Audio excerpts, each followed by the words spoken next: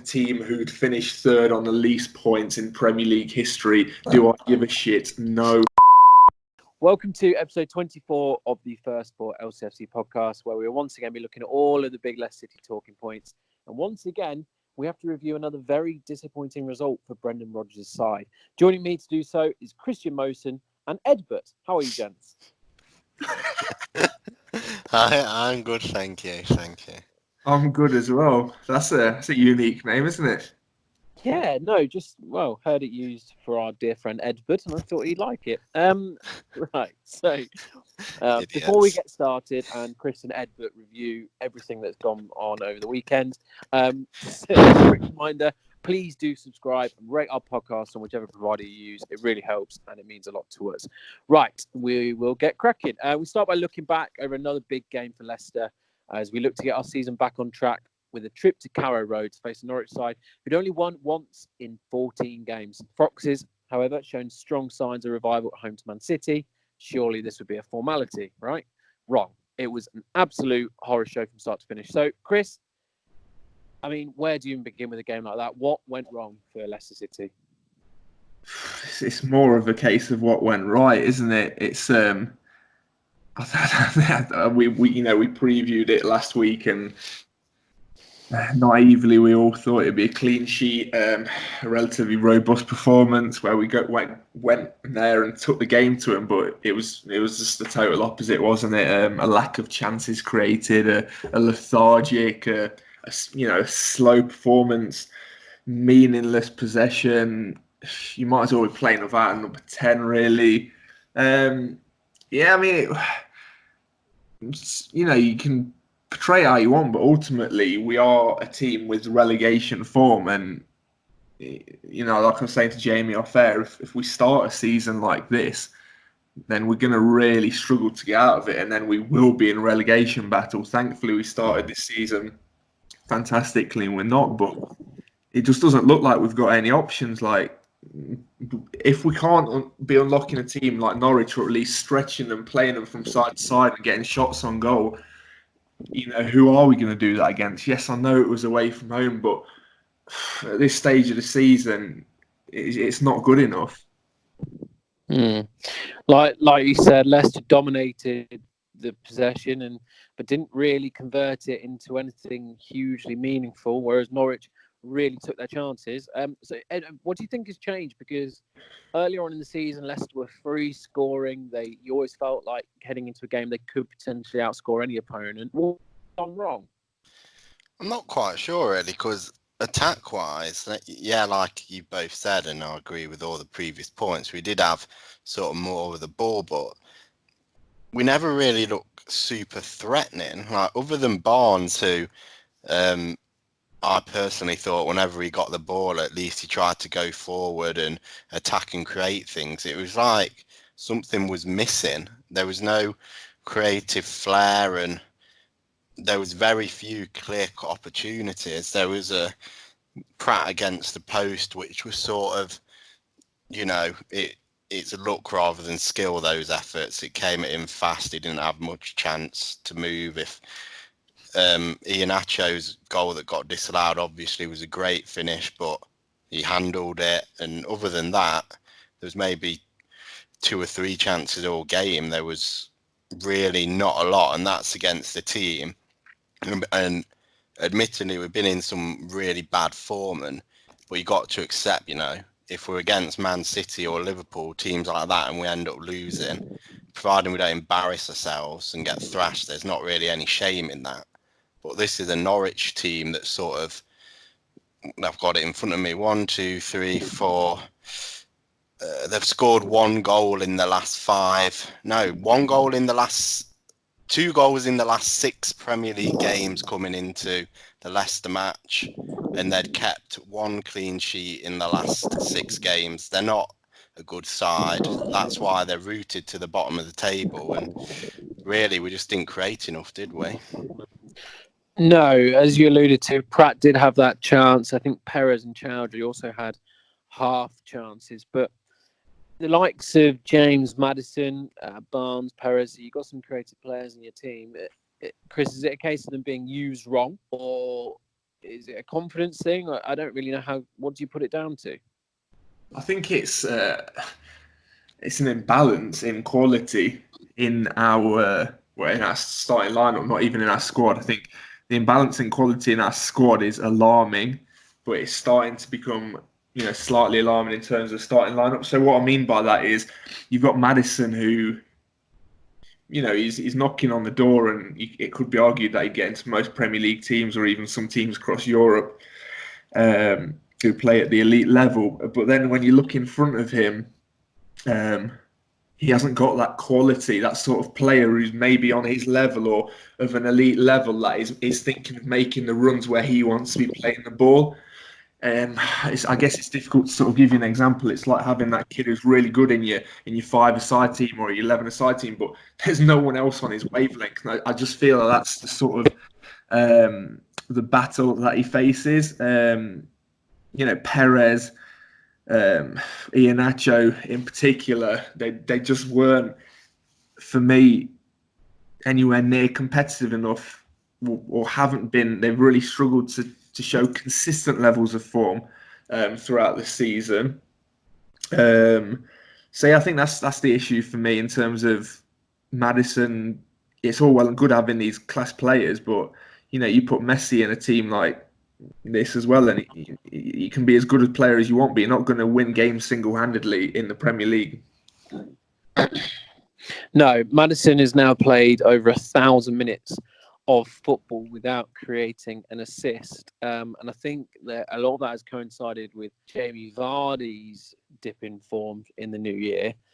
He was obviously a big miss against Norwich, but there's been a lot of faith placed in Iheanacho. But I think you said before that he didn't have a shot all game if you discount the goal that was ruled out. Well, that's what I mean. Was that a lack of service or? Well, that's what I mean. You've got Maddison who's leading the stats chart in terms of chances created, right? But the one he wants to be leading is assists. But he's not going to be up there with assists because no one's getting on the end of his chances created. And for me, I just think it's a lack of quality. Like, obviously we'll touch upon the Iheanacho VAR. So for me, that's a whole different debate in terms of if you actually look at the replays when they're slowed down, you can see the Norwich defender, if anything, he sort of moves his elbow towards the ball, in my opinion, because you can see it sort of dropping behind him. So he sort of makes a reflex movement, which then knocks the ball into Iheanacho's hand. So again, we went into VAR last week, but again, it just seems to me that why would the logical thing there not be to at least give Leicester City a free kick then? Because this player is actively moving his hand towards the ball. Albeit the finish was fantastic. So, it's hard to say.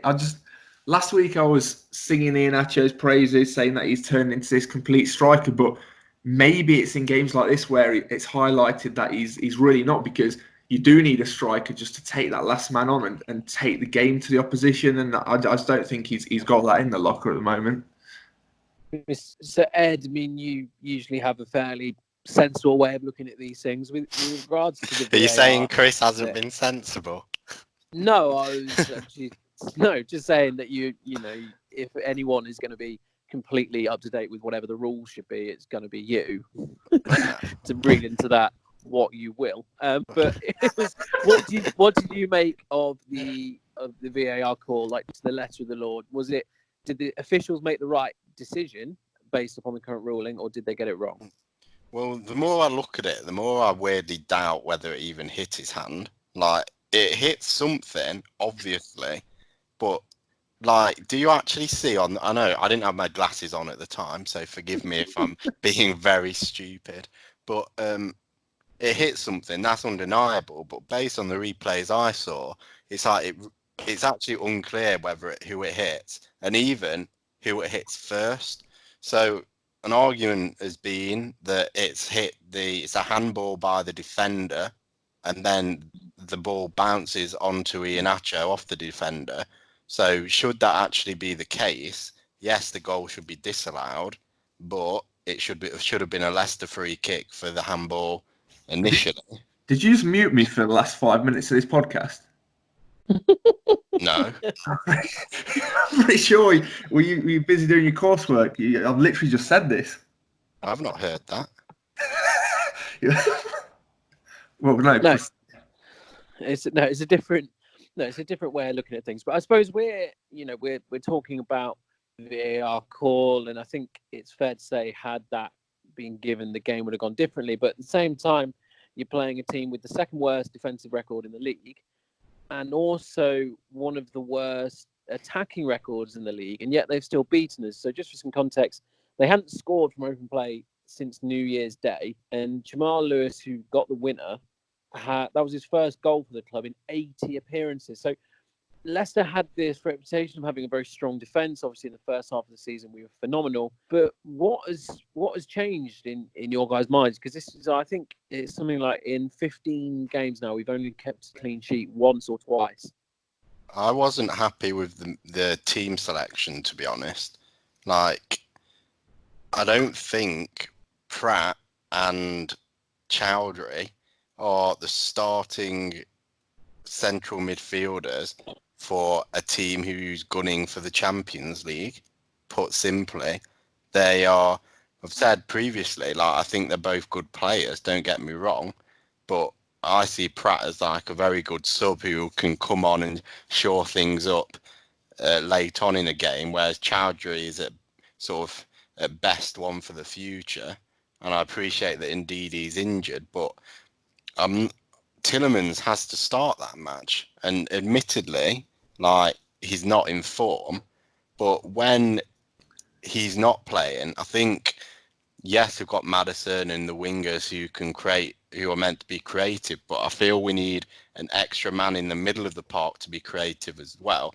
And we need to remember, when we've been at our best this season, we've always had, especially in the 8-match run or whatever it was Tielemans and Maddison in centre midfield creating stuff, and you remove them, so we got our two at best substitute centre mids in a game we really needed to go out and attack. And personally, I think Rodgers needs to take a little bit of responsibility for that team. Obviously, the players on the pitch should have been good enough, like, nonetheless, but I sort of did question that when I saw the starting 11.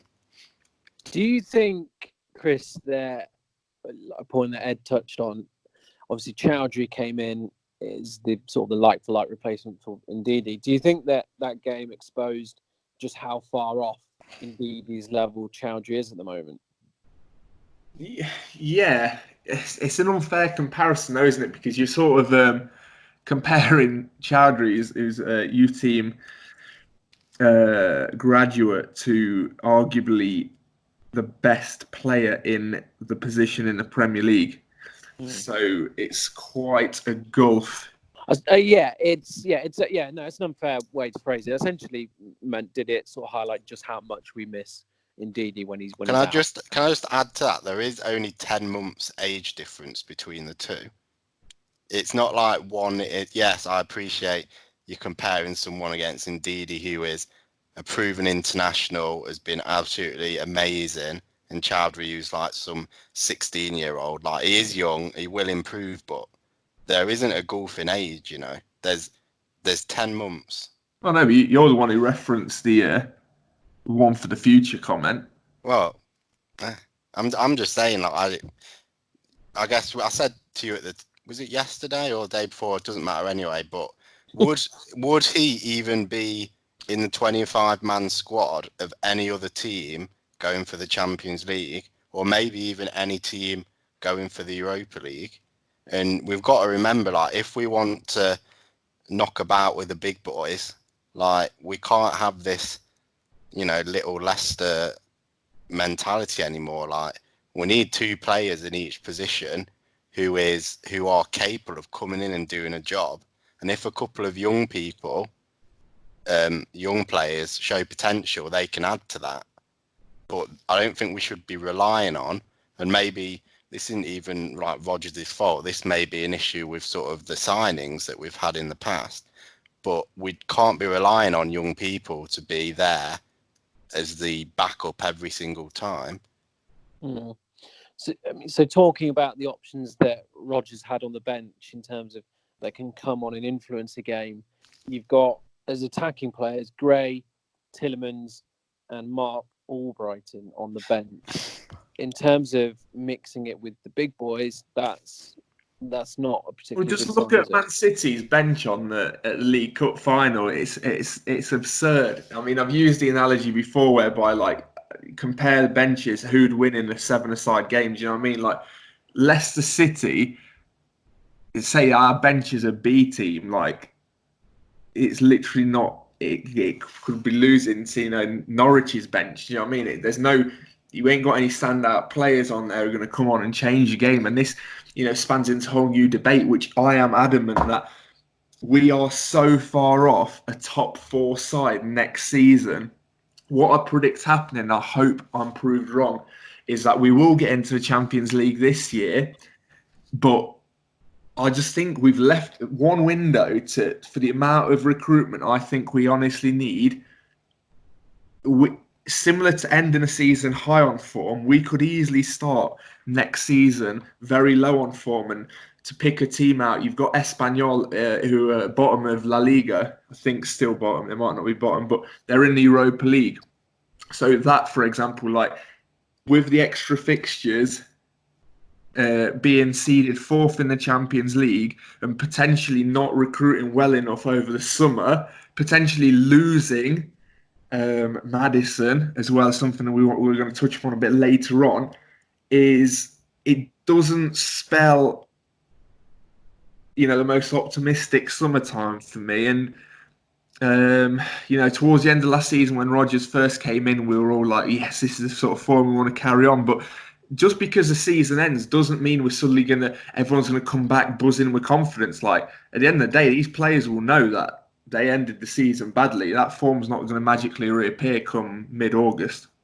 I mean, yeah, no, I completely agree with what you're saying about form. But do you think that obviously it's the same group of players that performed so well for the first half of the season and got them into this position where they're obviously overachieving for what would have been most people's expectations at the start of the season?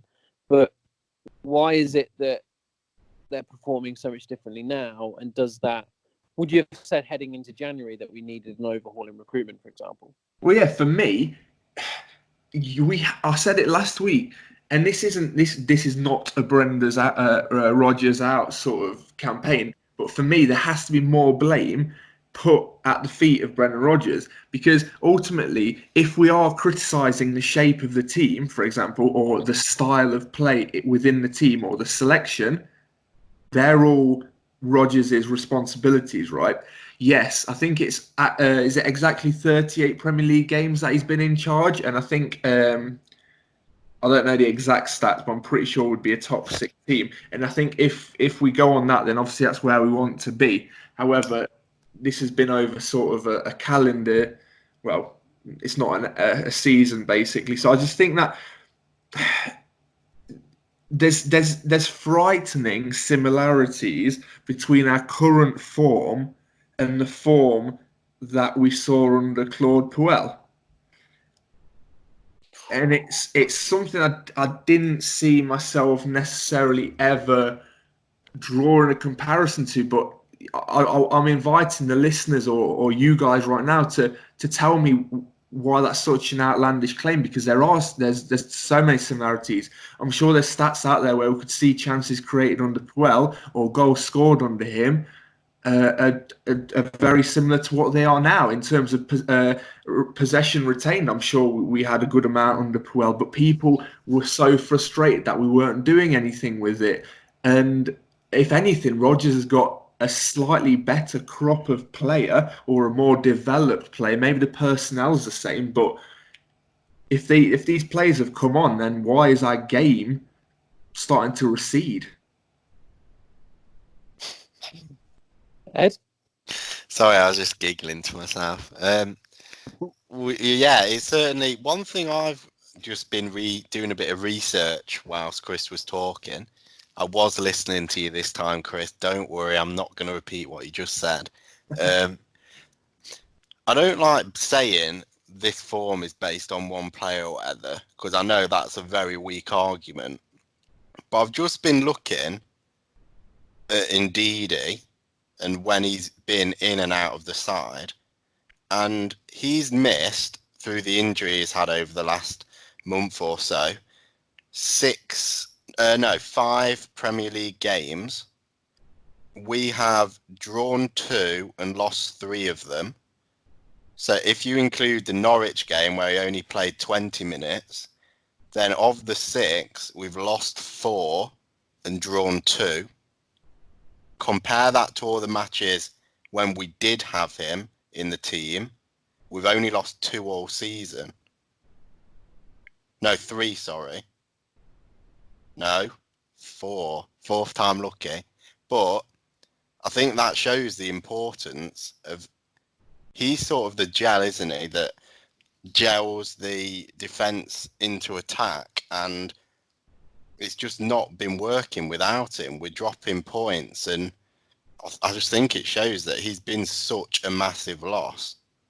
Yeah, but is this not another similarity, a fateful similarity to our Champions Premier League winning season, that we'll go and lose, potentially lose a player, or say lose someone temporarily through injury, like there's just the way we lost Kante, and then what's that going to say about our season or our form without a player like him? Like any top 4 side, sure, if they lose like a striker, then you can sort of see the goals might dry up, but a team shouldn't totally hinge on losing one central midfielder. For me, it's a very delicate position to be in. Yeah, that's what I'm saying about the transfer business in the squad. Like, the evidence would suggest, I'm sure there's lots of other variables influencing it, but the evidence would suggest anyway that with him, our win rate is something mental, like 75% or something like that. Yet without him, we've won no matches. We've got 2 points from 6 games. That's not good. And you can't blame it all on the players who have stepped in, because obviously they are backup players. They've been asked to do a job and they've done whatever they can to impress, both for themselves and the team. But I think it shows, it goes back to your original point, doesn't it, Chris, about lack of depth. And, I hadn't really thought, obviously I knew we'd missed Ndidi, but I didn't realise the record without him was quite so useless, really.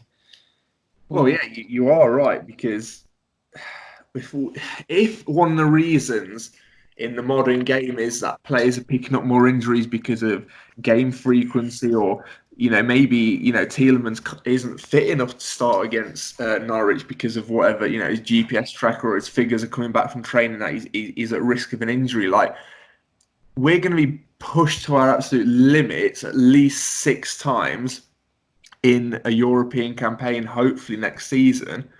But what I'm saying is, could that not just spell even more misery for us? Because that's ultimately more fixture congestion at a higher level. So, and for me, it spans down. You guys have been quite nonchalant about it in terms of saying that, yeah, just two or 3 signings is enough. But I just don't think it is enough. I think our squad depth, without getting into the whole debate about who needs to leave our squad and whatnot, if we're going to have a semi-competitive bench, surely that means 5 or 6 notable signings, and you just don't see that often enough. And even if you did, it's a hell of a lot to suddenly gel over one summer. I mean, the priority is still that winger, isn't it? I think that was blindingly obvious in that game. Really did highlight how much we need it. And indeed, I agree with you as well, because when he came on, I did feel like we had more impetus. But what particularly worried me in that game was the fact that we just went out with a whimper. We didn't. It wasn't like we were attacking hard or anything. It was just poor, wasn't it? Are you suggesting that this is more of a mentality issue then? Well, I mean, it's just when you look at the sort of the timeline of the game, the last shot on target we had came in the 75th minute. I mean, when you need to be pushing on for a goal, you're trying to claw something back from the game. to be so abject like that. I mean, Norwich had more shots in the last 5 minutes than we did. It's just ridiculous. We were outplayed in that. And yeah, I think you're probably right. The mentality at the moment, the lack of confidence is. Well, you are right. And something that, even for those who believe, and you don't see this often, well, I have not read it at all, but if people do think that players like Chilwell or Maddison have got their heads turned, let's not forget they've still got an England place to be fighting for. So they've got absolutely no excuse to suddenly let their performances start dropping off or anything like that, because ultimately, realistically is Grealish and Maddison. Now you've got Foden in the picture as well for England. It's I don't think Maddison can afford to be complacent. And Chilwell, I mean, that's a whole new can of worms, which, I'm still scratching my head. I can see errors in his game and stuff, but why on earth is he getting it so rough? Like, I mean, let's talk about Norwich goal. Like, no player should be afforded that much space in the box. Like, he's had time to hit that exactly how he wants to hit it with no pressure on him. I mean, yeah, you can't place that ball any better if you tried, but like, it just seemed like to be done in slow motion. And then, like you say, it's one thing having impetus going forwards, but to be throwing your bodies on the line and giving everything defensively, that's a bare minimum for me, isn't it? No, you're absolutely right. They didn't close him down. There wasn't that body on the line sort of mentality that Soyuncu and Evans have demonstrated so far. And the criticism with Chilwell, again, he didn't exactly have a great game, but I don't think you can name a player on that pitch who got over a 5 out of 10. But it was interesting because one of the biggest perceptions of Chilwell is that he doesn't, he's very negative. He doesn't often look forward, but not a player on the pitch made more passes into the final third than Ben Chilwell against Norwich. Well, yeah, exactly. I didn't know that stat, but does that not just highlight that we haven't got that predator in the opposing third of the pitch? Because you just need that sort of, even if it's, everyone was on about like Spurs and Man United, well, who sort of failed in their attempts of getting this like last minute sort of striker. But looking back, I mean, I guess we did speak about it, but what was stopping Leicester from sort of going out and getting maybe, a player towards the end of his career? And I can't name one off the top of my head, but, someone... You've got Giroud in your mind. Well, I have in the summer, but yeah, basically what I'm saying is maybe like someone even more attainable, someone who may be playing in Germany or, Spain, but who's definitely been around, probably played in the Premier League, and, here's a 6-month contract. We just need you to come in, step in and get us a few goals. Do you know what I mean? Like, but yeah, definitely in summer, Giroud would be my number one target, because I think for his hold-up play, and all these people who might be listening thinking, no, Rodgers has said he doesn't want a direct sort of lump it up. Giroud is so much more than that. He's a finisher. He links play, and he's technically sound. And I would, write him off at your own peril, to be fair. I think he's still got it at this level. He's definitely got it at Champions League level for us. Oh, he's a goal and assist in his last 2 league games. He's still doing it. Speaking of players to bring in, what did you make of Buendia for Norwich, the winger, who was one of the more creative guys on the pitch? Yeah, I think him and Cantwell are good little players. I think Buendia is probably edging it for me in terms of he just seems more of a trickster, someone a bit more tricky. And then, if Norwich do go down, then he'll definitely be one of the players that are attainable. Yeah, he'd sort of be the player that. Sorry, Ed, go on. I was just saying, I think, well, early in the season when we were talking about, it'd be good to have some sort of Maddison replacement, or at least rotation option. Like, obviously Grealish is way out the window now with his form, and he's going to end up going to one of the big boys, I imagine. But I do think that Cantwell would be a shrewd piece of business. I think he'll be in demand if Norwich goes down, so it won't necessarily be easy. But he's young, English player, hungry, sort of fits the mould of what we've been looking at and trying to get for our team. So he's certainly someone I'd consider. I'm going to chuck another name into the old mix.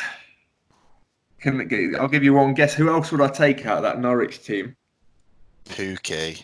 Yeah, I would take him as well, because in looking at his CV, as footballing CVs go, Curriculum vitae. Yeah, he's been around, hit and miss, but I think he's come into the Premier League this year, and he plays on the defender's shoulder, and similar to Giroud, if you get a ball into the box, he's going to be in the right place. He's not scared putting his head on line. He's a bit more physical.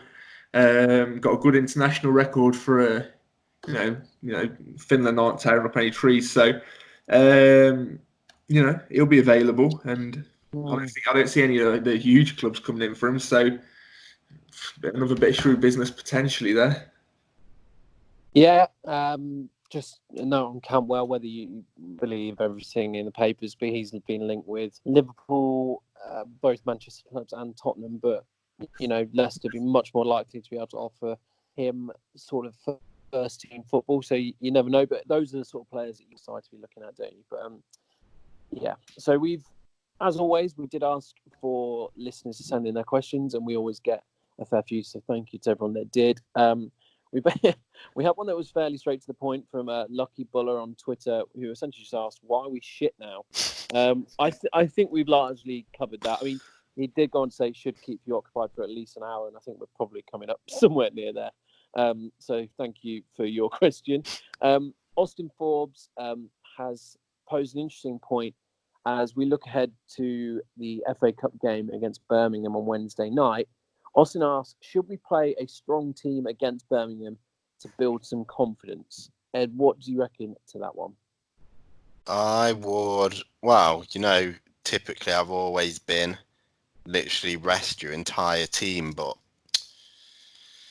I don't know. The team, it's much easier to say rest everyone when everyone's on fire and just want to keep them fresh for the next game so they can keep going with what they're doing. But I think I'd go for a relatively strong team. Like, I want Tielemans back inside, and given that he didn't play much in the last game, I'd give him a run out. If we're picking random players, I think indeed he could do with some minutes, probably half a game, 60 minutes, something like that. Well, Rodgers has already said Vardy's not playing, so Iheanacho's probably going to get another chance. Maybe a chance for Gray against his former club to step up, and maybe even one of the last chances he'll get at this club. One would imagine that, given that just about everybody agrees that we need to invest in a winger, then this may well be his last chance for Leeds. It's a tricky one, because yes, he's not going to be a starting winger for us, but what are we actually solving by selling Gray and buying a winger, other than not having a backup for a winger? I don't know whether my question would be, do you think he would want to be fourth choice, or he'd be willing to accept that? It's theoretically fourth choice, if you're splitting 4 in 2 and you've got 2 on each side, haven't you? I mean, we haven't got 4 wingers waiting to play on one side of the pitch. And they can play in multiple positions, though, can't they? Like, and I get it. At what point would you, as a manager, think, right, I'm going to bring Gray on because he's going to change the game? At the minute, like, something's going to have had to go wrong form or injury-wise. So his future's looking bleak, in my most humble of opinions. It's interesting, like you said, that when you're chasing a game like we were at the weekend, to not bring on an attacking player like Gray speaks volumes about how Rodgers perceives him. So just looking at his season so far, his last league minutes came against Southampton, where he got 20 minutes off the bench. He's only started 2 games in the league this year. The rest of his 12 appearances coming as a substitute. It doesn't look particularly like he's in favour with Rodgers, does it? Yeah, but is that down to the fact that he's not favourable of Gray, or is it that he doesn't fit the system that Rodgers wants to play, whereby possession retention doesn't necessarily fit a wide man, or it's one of those for me. I think that the way Rodgers has historically liked to set a team up is that he just wants to dominate the field, and I just don't think we've got the right personnel to necessarily play to his strengths, which is ultimately highlighting a potential weakness of him as a manager. That is he. Where's his plan B? Where's his plan C? Like, you can't keep banging the same drum. But we've already discussed that. For me, looking at Birmingham, they're a team that are unbeaten in their last 11 championship games.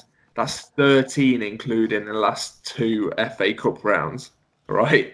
They're not a team to be dismissing. This is going to be a tricky fixture, in my opinion, which, well, hopefully I'll be proved wrong. But looking at them in the league table, they're 10 points clear as things stand of the relegation zone and 9 points off of the playoffs. So for me, I'm writing this season off. They're in the championship next year.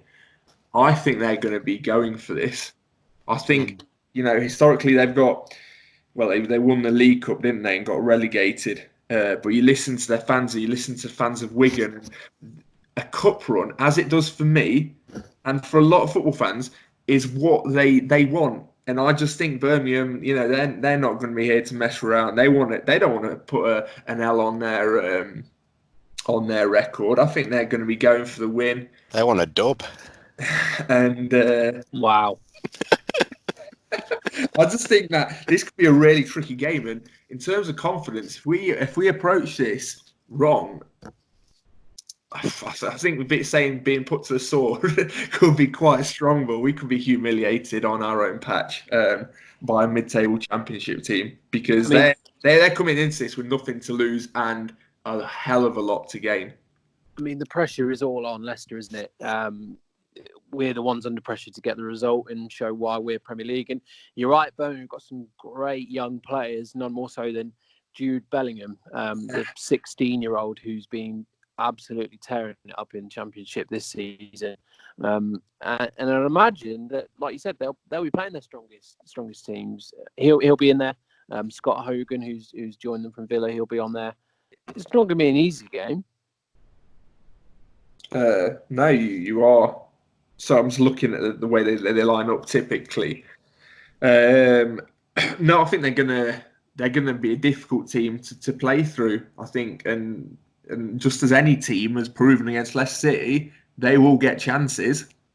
And they've got Hogan and Jutkovic, who they're journeymen in their own rights, and at Championship level, they know how to find the back of the net. So I'm just not that. I'm very, very worried about this. Like, it's one thing being knocked out of the FA Cup, but this could literally ruin players' confidence.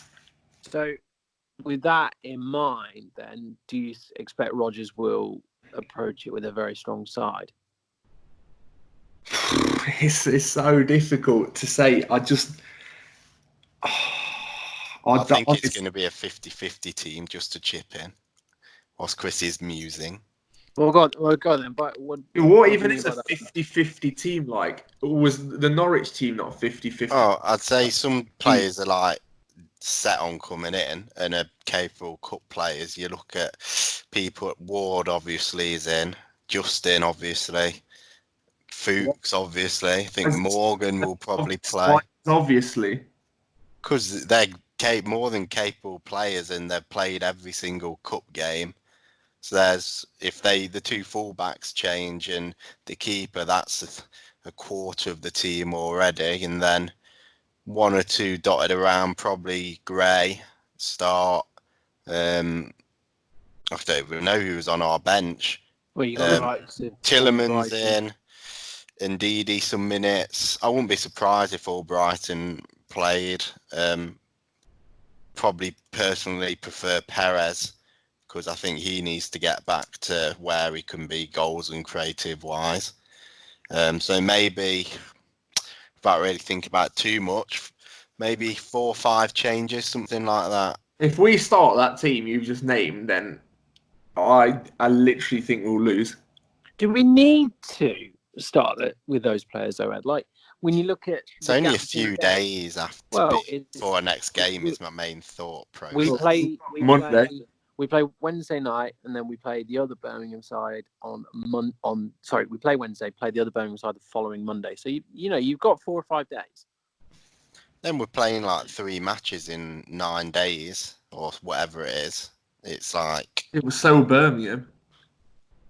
Well, yes, they are. So let's use that to our advantage, and we've got the chance to rotate. I probably would rotate a few. Like, I just think we need to, given our Premier League form and given what happened in the last couple of times we played Aston Villa, we need to be right at it and have our dropping players and not giving them minutes. Again, it's not doing anything for their confidence or their performances.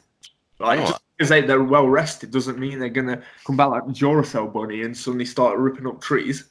Well, maybe there will be Duracell bunnies. I don't know. Maybe we will have our own Duracell bunny and Jamie Vardy back for that, and maybe that will make a big change. Ghost. I'm not pinning hopes on Jamie Vardy. What's he done for us over the last hatful of games? He's been vacant. Another player who needs a bit of responsibility put in at his doorstep. Like, yeah, maybe he's not getting service, but I'm not literally buzzing for Jamie Vardy to return to the team because he ain't coming into the team with any good form. Like, yeah, he's the best striker we've got, but again, to me, it just sounds like a naive thinking, oh no, Vardy's going to be back, so we're going to come back to winning ways. Not at all for me, no. I think he does a lot other than score goals. I think he's always on the mind of defenders who maybe try and get a little closer to him and focus on him more there. And then, have we exploited that? Well, when he was before his injury, other than maybe the last 4 or 5 games, I'd say so. He's a top goal scorer in the league. Like, over his last I said other than the last 4 or 5 games, I think we have got at least a decent goal scoring record, have we not? Obviously, it wasn't as good as what it was previously in the season, but I think defenders knowing that if he gets in behind, they are sort of on toast, then they are concerned about this. Like, why has he not been played in behind for those last 4 or 5 games? Because it's one thing him being played in behind and missing chances, but those chances haven't even been created, which then, for me, push it back to Maddison or Tielemans or Pratt or anyone. Why are them chances not being created? And therefore, with him coming back into the team, doesn't automatically mean the chances will start coming again. Yeah, I'm saying that not necessarily that those chances have been created, but that the defenders are aware that they could be because of his pace and he's so clinical that they defend differently against him. They're more wary and perhaps give other players more space than they would if they came up against Iheanacho. That's a theoretical thing. Whether that works in practice and whether that's something Aston Villa will do against us on Monday, who knows? Because they did quite well defensively in the cup games. I know the keeper had a bit of a blinder, but yeah, we only scored 2 goals in 180 minutes, so it's not like we were carving them open and should have kept on scoring.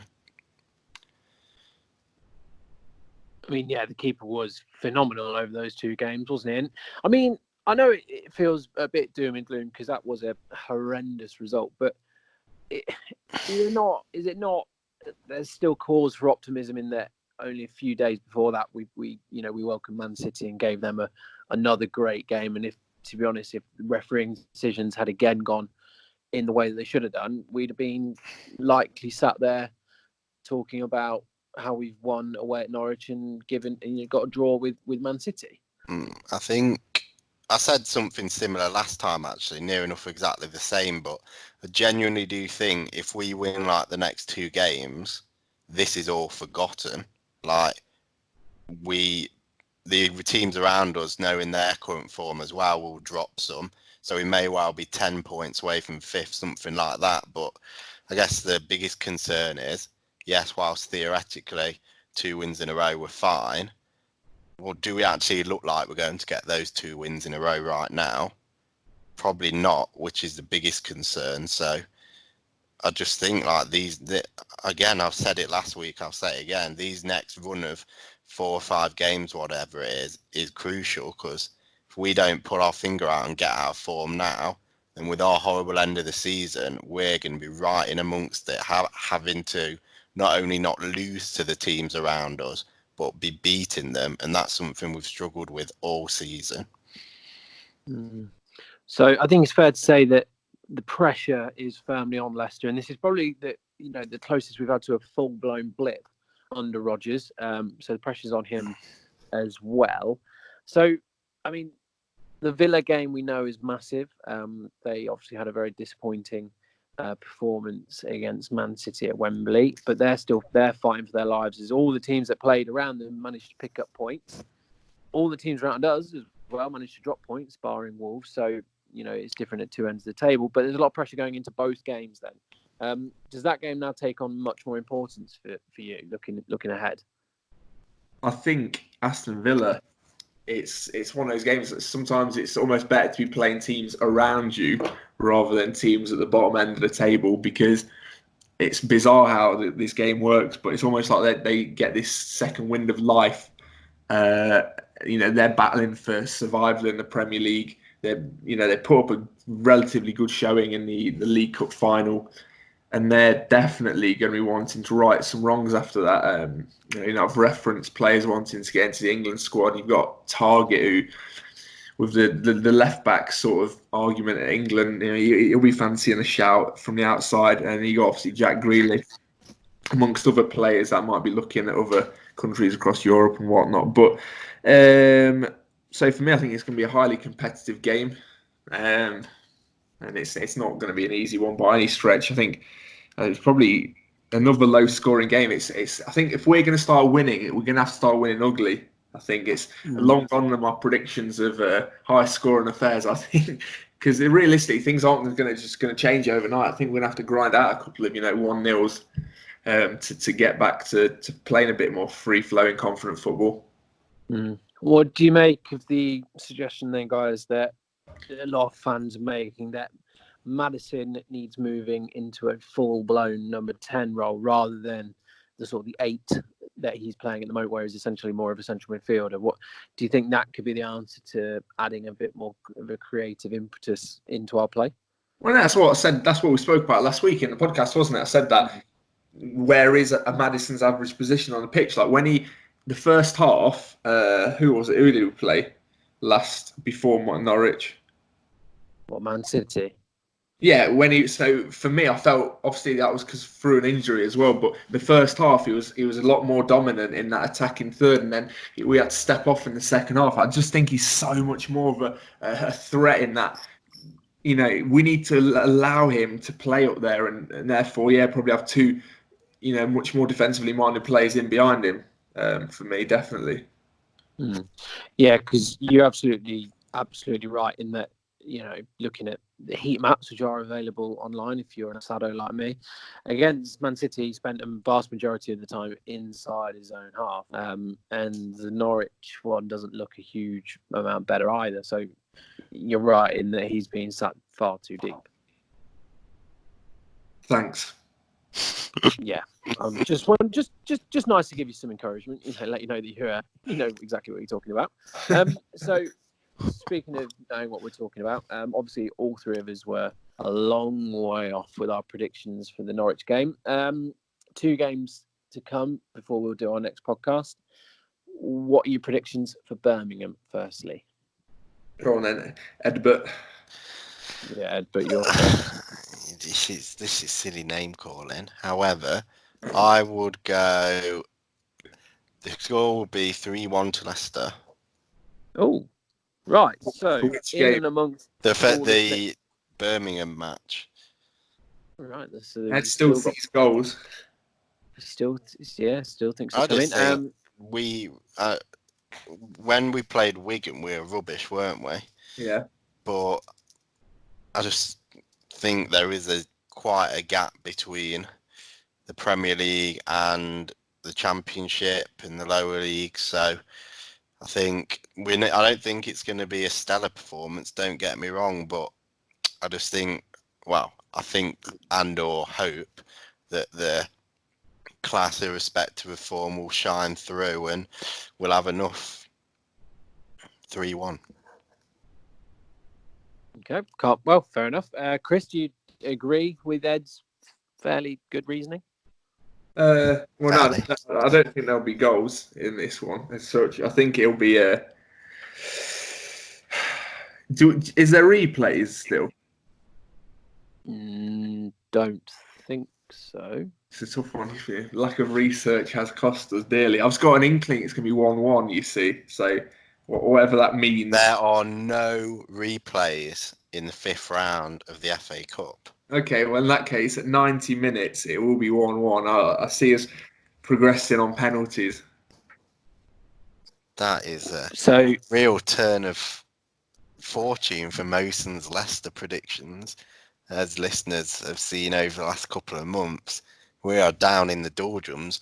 But just out of interest, that 1-1, what team are we playing? Is that our rotated side or a literal best available 11? Oh, it's a good question. I have a feeling that we are going to make some changes. I don't know who, obviously, but I feel like names. I feel like either way there'll be a few changes. I just don't see us coming out of traps that bit fast. I obviously want to be proved wrong, but on current form, I just like I say that they're red hot. They're not winning every game. They've got a few draws in that streak of 11, but 1-1, and I think they'll take the lead as well. Well, a draw would be, after normal time, would be a bit disastrous. I think the last thing we need is an extra time, an extra 30 minutes in and amongst the schedule, even though there is a bit of a gap. Right, so you think there's going to be a draw? I think it'll be a fairly low-key affair as well, but I'll give a Leicester 1-0 win. Let's remain optimistic. And then looking ahead to what is now, frankly, a massive Premier League game in the context of our season against Aston Villa. Like I said, players will be up for it. Bit of a tint of revenge in there, maybe. What, Chris? You go first this time. What's your prediction? Another low-scoring affair. This time, I'm going to go 1-0. I think if we're just going to base it on the League Cup ties we've had, I think they're relatively cagey, not necessarily enjoyable fixtures to watch. I think there'll be a bit of. It will have. I guess it's a derby on paper, isn't it? A Midlands derby, so a bit of spice, but not too much. Not a great one for the neutral. 1-0. 1-0, and if Vardy, it'd be great to see him come back and score and right those wrongs of recent weeks. I'd take any win, good, bad, or indifferent. Ed, what's your prediction? I will go, because we're not allowed the same score, so unlucky for you going last. I'm going 2-0.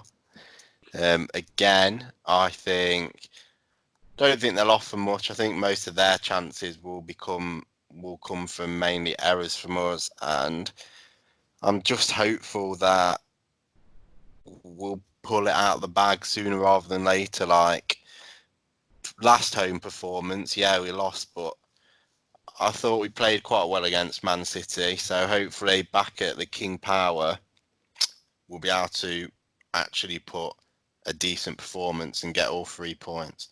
Although, to be honest, it can be a useless performance for all I care. I just want to win. Yeah, I'm exactly the same as you. I'd take one of the world's most boring games, but a 1-0, that'd be ideal. Having said that, though, indeed he's back. Vardy should hopefully be back. Might as well be optimistic. Let's say that Leicester are going to win 3-0. They're going to put this to bed. Everyone's going to be talking, going, "We're back." It's none of this. Not Rio Ferdinand style, like Ollie's at the wheel. We're back, and then lose for the next 15 games or whatever. Rodgers is at the wheel. Let's be. God, we might as well just be optimistic. Plus, you guys didn't really leave me with any good predictions to make anyway. So, yeah, 3-0. 3-0 for me is my official prediction. I think we will, last 10 games, we'll put a league table on this and see if any of us actually know what we're on about. Right, we're coming to that point of the podcast. I always ask you guys if there's anything else that you'd like to add or pose any questions to you. There is actually, Jamie. Thank you for the introduction. I just want to give a few shout-outs to our listeners, really. We always do love hearing back from you, whether it be on direct message or, you can tweet us. So a few that I want to shout out. We've got LCFC Malaysia, so presumably, well, it's a fan page from Malaysia, so sounds that way, doesn't it? We're reaching new heights. Asia's a market. It's a big market, so I hope we're listening. I hope some of you are listening out there as well. But otherwise, we've got quite a good following in the United States. So we've got the Ohio Foxes who gave some fantastic feedback, and obviously, I hope your page is going well. I hope you're listening this week as well. And then we've got Austin Forbes, a regular listener, often sending questions, starting conversation with us. So it's great to hear from you as well. And then Timothy Reyes, who was very complimentary to us as well, always sends in questions. So yeah, thank you. And honestly, it does mean a lot to us, even if it's just a little tweet or anything, just saying what you liked, what you'd like to see us include in future episodes.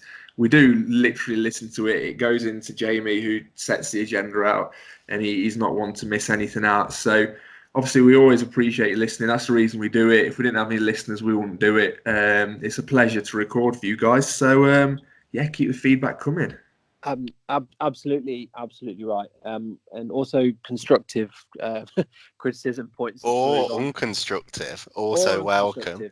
But if I'm honest, send that to at Christian Mosen. Yeah, if it's unconstructive, it's less likely to be read out on the podcast, if I'm being completely honest. But any feedback is appreciated. And I know it blows my mind that people listen outside of Leicester, let alone outside the UK. Blows my mind that people listen inside of Leicester. He's got a very small mind. Right. Is that the I think that might, unless Ed, you've normally got something to say. Well, I got a question for you that was purely, I saw it on Fox's Talk, the website with all the good content. It was basically, they did it on, there was a thread and it was a debate. Obviously, as most threads are, funnily enough. But it was basically a debate based on our rubbish form, like where you think we'll finish this season. And there was 3 options. It was 3rd/4th, i.e. Champions League spot. Yeah. 5th, i.e. just missing out. Or 6th to 8th, i.e. it really goes tits up. And basically, it's about 50% think we'll finish top 4. And I just wondered, with 10 games to go, shall we make a little prediction, and we've got to stick by it and see how it pans out? Well, it's rarely known in that I don't think we've actually mentioned it, but Chris actually predicted we'd finish top 4 at the start of the season. I don't know. It doesn't get mentioned enough, does it? Well, has it been mentioned at all? Is my question to you. But go on, Chris. As you were correct from the start, and we're in the frame, you can answer that first off. I am a trailblazer, I know. Your words, not mine. Yeah, why not? Go on then. There's no way I'm bottling my prediction now. Come on, lads, that's ridiculous. Yeah, I think Fox's Talk. There was another thread actually. Shout out to Fox's Talk, providing our podcast content week in, week out. Was that the average points, basically? I'm not going to go through the whole ins and outs, but I think if we average 1.5 points per game, it's almost nailed on that our nearest rival at the moment, which is Chelsea, they're going to have to average 2 points a game, which is unlikely based on current form. And that'll see us cruise over the line in 3rd. For me, I think we're probably going to record some unflattering stat like the team who'd finished 3rd on the least points in Premier League history. Do I give a shit? No, we're in the Champions League. There's my prediction. Dilly ding. My prediction is we're going to finish 3rd on the record least Premier League points ever recorded in 3rd place. That's a stat, that is. Nice. I think we'll finish fourth. Is my much shorter answer, but I love Chris's Chris's confidence because you were right from the start, so can't really disagree with that. Where do you think we'll finish, Ed? Well, I agree with what one of you said, but am I allowed to? Yes, or do I have to make agree it on this fun? occasion. Okay. Well, I think we're going to finish fourth. I think one team, and I don't know who. Obviously, it's not going to be us because I said we'll finish fourth. But I think one team's going to pull their finger out and win like 7 or 8 of the last 10 games.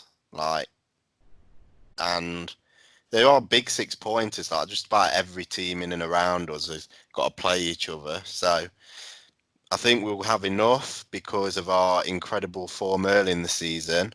I think it's going to get more uncomfortable than it is now, but I think we should have enough. So I'm going fourth. Be more than happy with third, though. Don't get me wrong.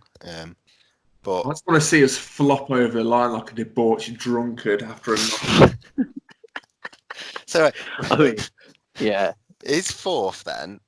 Sorry, got an image in my head now. Is fourth? You've got the last qualifying round of the Champions League, or are you straight in? Well, it's difficult now. With it depends. All hinges on the Man City thing, doesn't it? Because it could be down to fifth. I think it will typically the least like fourth or fifth, the last position will be the playoff round of the Champions League. So yeah, one knockout game. But I think Leicester City, because of the coefficient, which is a new rule I think is coming this season, regardless of position, will still be seeded fourth. So we won't have to play an extra game. But I think we do go through to the group stage proper if we are in fourth place. Well, we had a nutty chat about me and Chris about actually who's going to finish where if what's it called?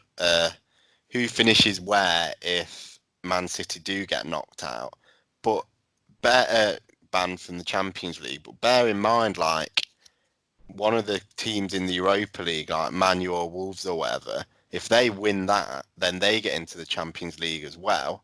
But then if they finish above us, then is it not? Have I got this right in my head that you could finish as low as 6th, and if one of the teams in the Europa League now win it and finish in the top 4, and Man City don't get let in, you could get into the Champions League finishing 6th.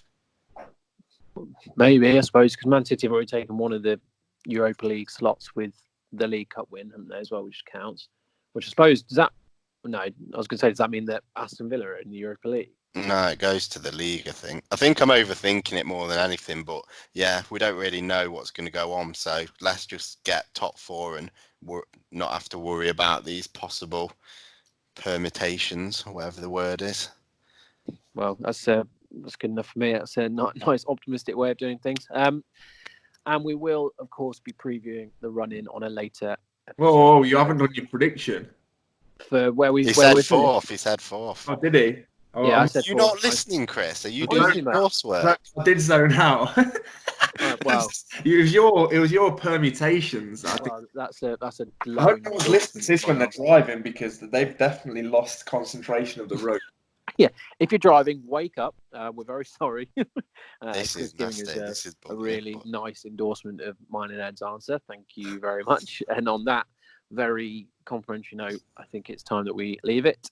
Thank you very much for listening. If you've made it this far through to the end, that is brilliant. Please, as we say, please do send us all form of feedback to any of us 3 or direct to the account. Thank you again for listening, and hopefully when we see you next Monday, it will be reviewing 2 wins for Leicester.